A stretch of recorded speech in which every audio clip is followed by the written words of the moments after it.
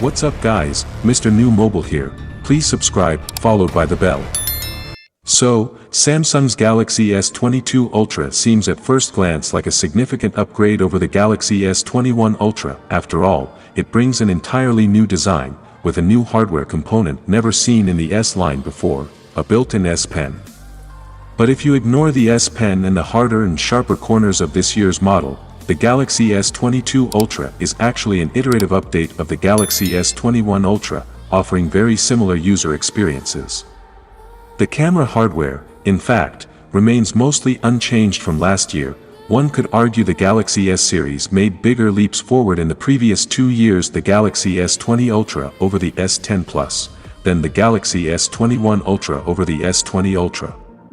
But this doesn't mean Galaxy S21 Ultra owners can conclude there's no reason to upgrade. Samsung has made subtle refinements that add up to more than the sum of its parts. If you do care about the S Pen, that's immediately a differentiator.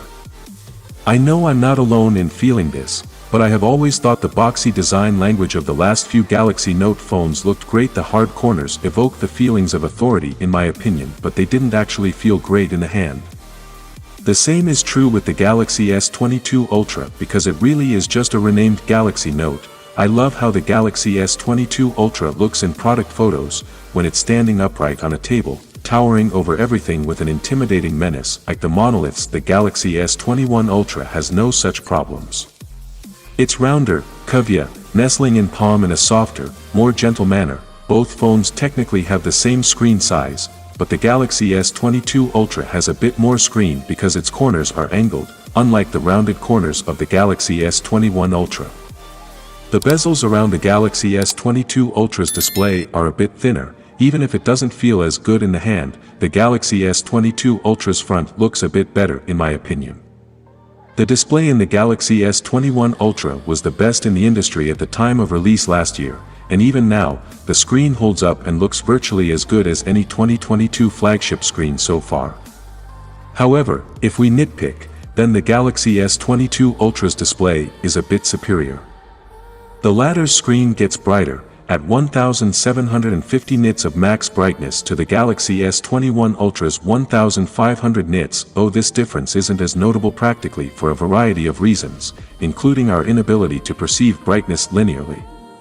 The phones have variable refresh rates that can go as high as 120 Hz, the Galaxy S21 Ultra screen can drop to as low as 1 Hz, while the Galaxy S21 Ultra screen only gets to 10 Hz. This last bit is important, as it improves power consumption efficiency. The biggest difference between the two devices is the S Pen. The Galaxy S22 Ultra has one built into the phone, free of charge. The Galaxy S21 Ultra can support one, but it costs extra and you have to use a special case to house it with the phone. The added effort and expense of needing to buy a separate S Pen and a case means most people owning the Galaxy S21 Ultra just use the phone as is, without the S Pen.